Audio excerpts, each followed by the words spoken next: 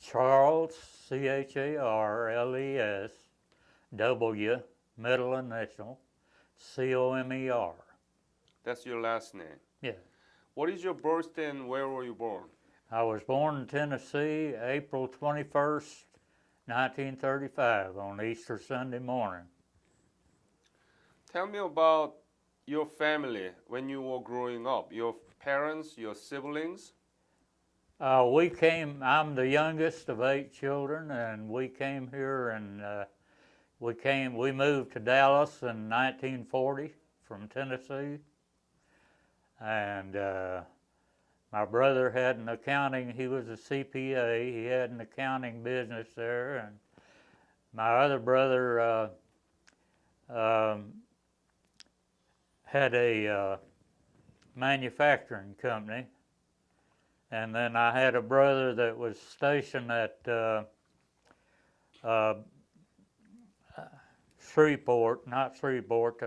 Base next to Shreveport. I can't think of the name of the air base right now. But he was in the service there, and he was killed in an accident. And then I had a couple of sisters, and they were older than I was, and everybody's deceased but me. When did you graduate high school? I did when I went in the Army when I was 17, and I finished high school when I got back, and then started to Arlington State College. I see. That's a great. So you joined the Army, right? Right. Enlisted. Right. In your 17s. 17. So you got the signature from your parents? Yeah, they gave me permission, yeah. So where did you get the basic military training? Well, I took my initial basic training with the 1st Armored Division in Fort Hood, Texas, North Fort Hood, Texas. And then advanced training, I took it in San Antonio at the Army base there.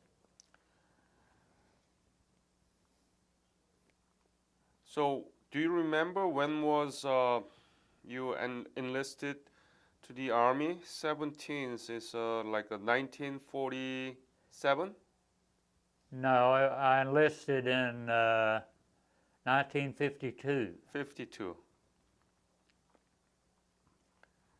And did you know that there was a Korean War? Oh yeah. Another buddy of mine and I enlisted together. Mm-hmm. And you all know about the Korean War broke out? Yeah, right. How did you know? Well, it was in the news, generally, and we were aware of it, so. Mm-hmm. And then after you done with your basic military training in San Antonio, what was your specialty? I was a military policeman. Military policeman. Mm-hmm. And how did you go to Korea? Yeah. When? I left and I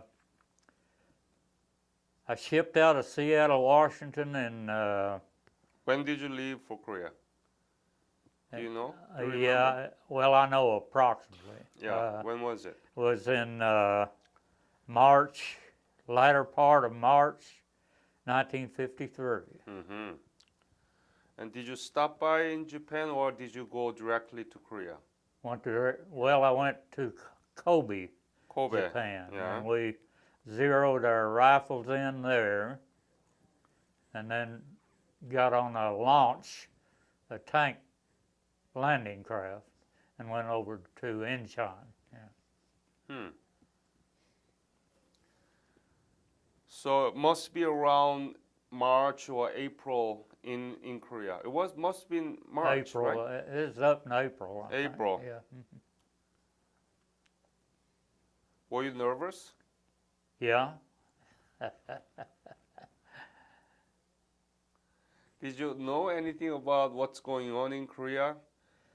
Yeah, well, when we landed, it was getting into the evening, dusk, and at Incheon, and they loaded us, and my memory fades a little bit, but if I'm not mistaken, we got on a train. And we went some distance on a train, and by then it was dark, and we got on, we called them deuce and a half trucks, and went up to the 7th Division. Mm-hmm. And at first you could see the first thing you could see were the flashes, artillery, and then you could hear the artillery. And then as we got closer and got in closer to the division, you could start hearing you could see the flares and the small arms going off. Yeah. So what was your specialty again? Military police. And so you did military police there too, in Korea? I did both. We patrolled the main supply route up. And we also searched the President Syngman Rhee had released all the Chinese prisoners, and they were up in the hills coming back, I guess. And we made patrols up in there, and then we manned checkpoints, and then once the truce was signed in July, I went to the 31st Infantry Regiment on what they call TDY, temporary duty, for I believe it's 6 weeks. And we patrolled the DMZ. That was dangerous, isn't it? Was in. Yeah. A lot of firefights, yeah. Tell me about if there was any dangerous moments during that patrol. Well, it's dangerous to me because it was at night. And you had to depend on the platoon sergeant to make sure he didn't step in off the side of a hill or draw fire, but we didn't make any contacts while I was there. So you didn't have a direct contact with any enemy soldiers, No. right? But still, there should have been a lot of mines there too, right? Yeah, everything was mined, yeah. Well, it was mined on the south side of the DMZ, everything back to Dongducheon was mined. Anywhere you get off the side of the road, or even where 2 roads come together, you stayed away from that median because that was all mined, yeah. Yeah. So you belong to 31st Regiment of 7th Division? I belong to the 7th Military Police Unit. The military police, in addition to patrolling the DMZ area, you had a lot of issues with the soldiers, right? Had some deserters, yeah. Yeah, what was the kind of issues that you had to deal with regular U.S. soldiers there? Well, if they left their unit, we had to try to track them down. Were there many soldiers? Actually? Not many. Not many. I think the squad and I got 3 out of a village. They had went back to. So you have to keep track down on them? Well, I had to pick them up, yeah. What else? Were there any crimes? Well, we didn't deal with the crimes, not unless they were military crimes. And of course, we were in a combat zone, so there wasn't, you didn't have people committing crimes, as such. So I brought it. My wife had kept an album, and I have a few military pictures from Korea in it. What was the most difficult thing during your service in DMZ area? And do you remember the name of city, the location where you were?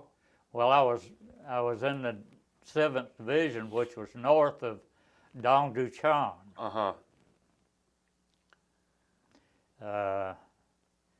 Old Baldy and Pork Chop Hill were on our perimeter. That's a very famous. Yeah, I made a movie about pork chop. Exactly, and Old Baldy. Now, I did interview a lot of Korean War veterans who served in the Old Baldy. Oh yeah. Yeah. Do you still remember those area?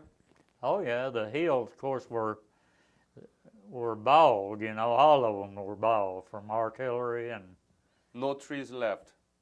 no, Not a one tree. not very many. No. Not very many, right? Wow, that tells how intensive the battle was there. Yeah, and of course Seoul was just rubble when Seoul I got too? there. When did you go to Seoul? When I came in through Incheon. Uh-huh. Yeah. How was it? It was this bomb run over, you know, just pretty well rubble. How did Korean people look at the time? Well, all the civilians were stressed from being, you know, run over back and forth like that. So, yeah, it was sad. A lot of kids running around without parents and so forth. So, yeah, it was sad. Did they have a place to live there? What? The kids, when we got on that train, everybody, we had sea rations with us, and we just threw them out the train window. You know, there were hundreds of kids there that were alongside the train. Must have been hard for you to even watch them Oh yeah, suffering, right? yeah, yeah.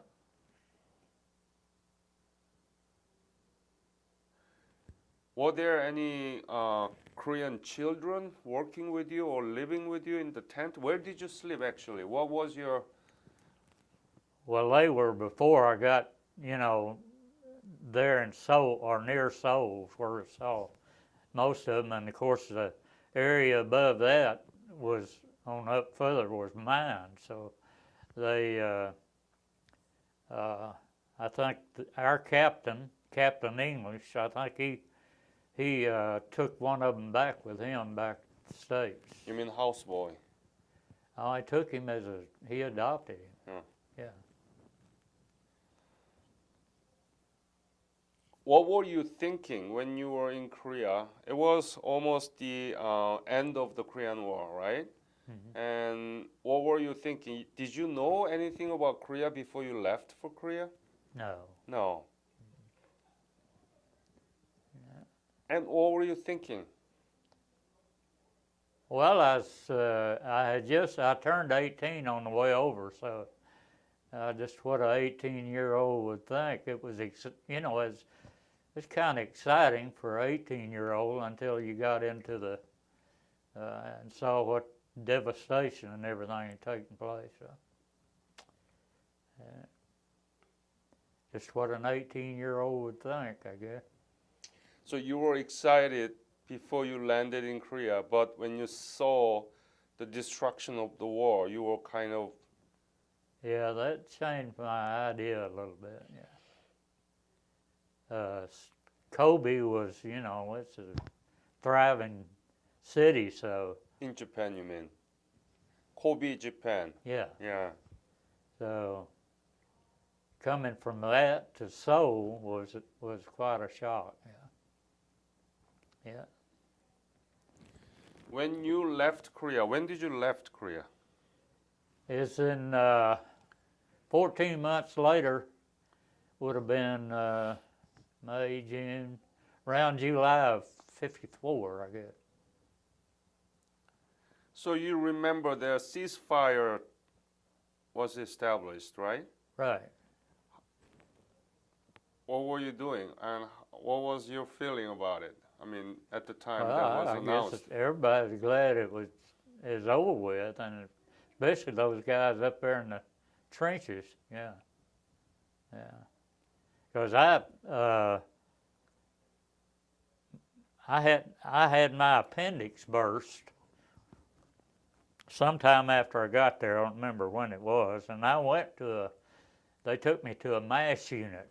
It was manned by the Norwegians, and so there's a guy on the cot next to me, as an Ethiopian, had been wounded, and he was there, and he couldn't speak English or Norwegian, and I couldn't speak Ethiopian or Norwegian.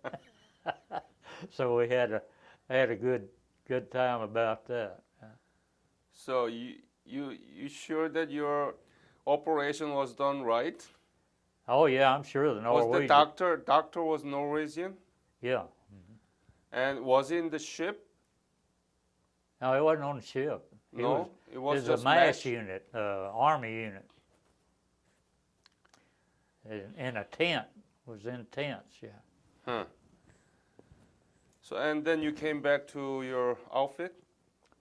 Came back to Fort Bliss, Texas, and then they did what they call disorientation or whatever you call it.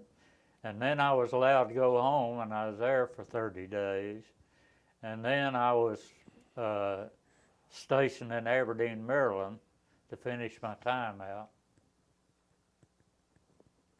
3 years total.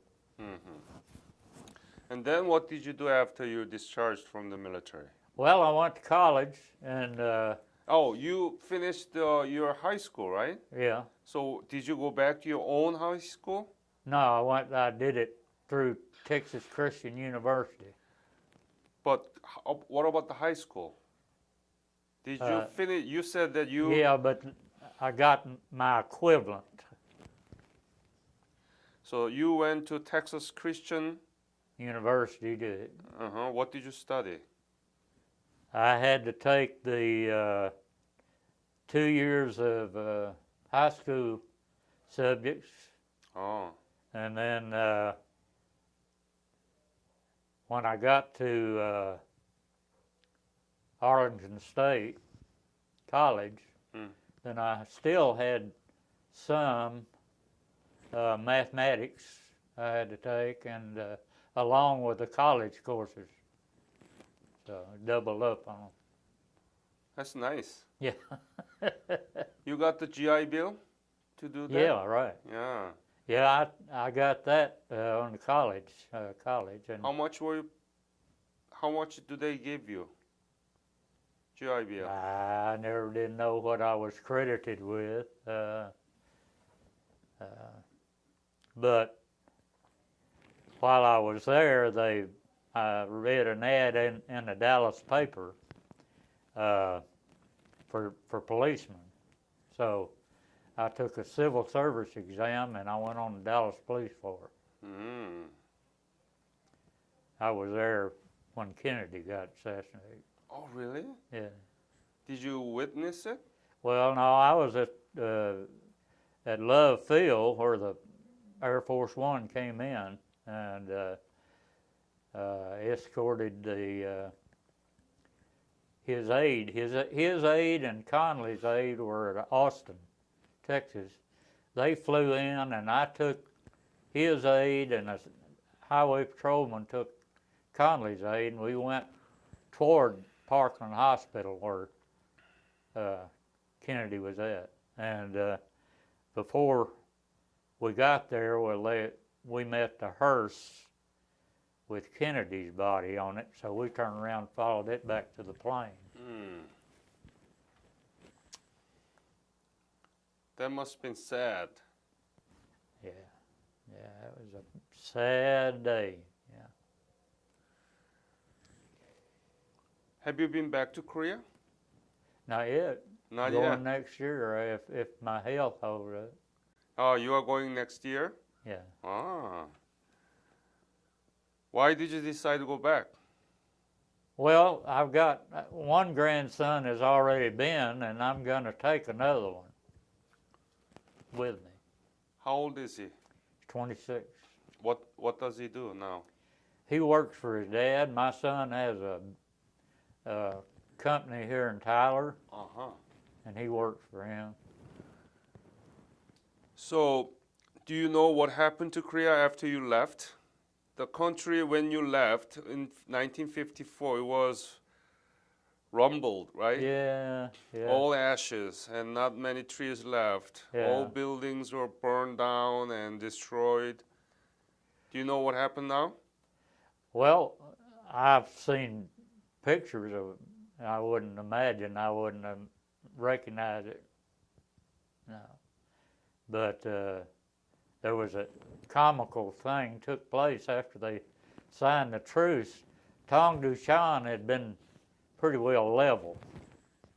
And so they had the military radio playing it may not mean anything to you, but the song was Dear John. It was a popular song back then, and it was like when you went overseas, your girlfriend got married to somebody else, you know.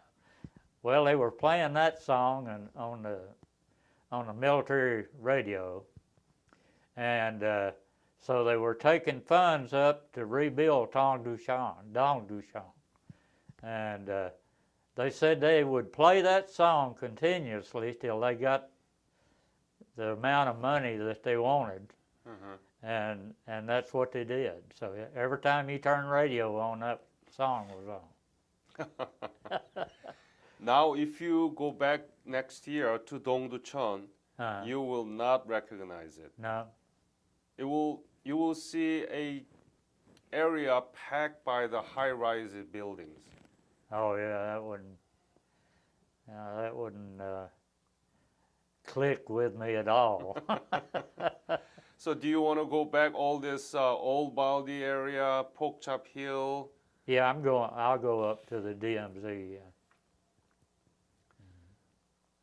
Now, Korea is 13th largest economy in the world. Yep. You know, Hyundai, Samsung, these big companies, right, of Korean company. Right. Yeah. And we are the most substantive democracy in Asia. How did it happen? Or, God. overnight? God. God? Did God work on Korean? Sure. Any other comments you want to leave to this interview? No, I guess not. You done? I'm done. All righty. Thank you very much. Uh-huh.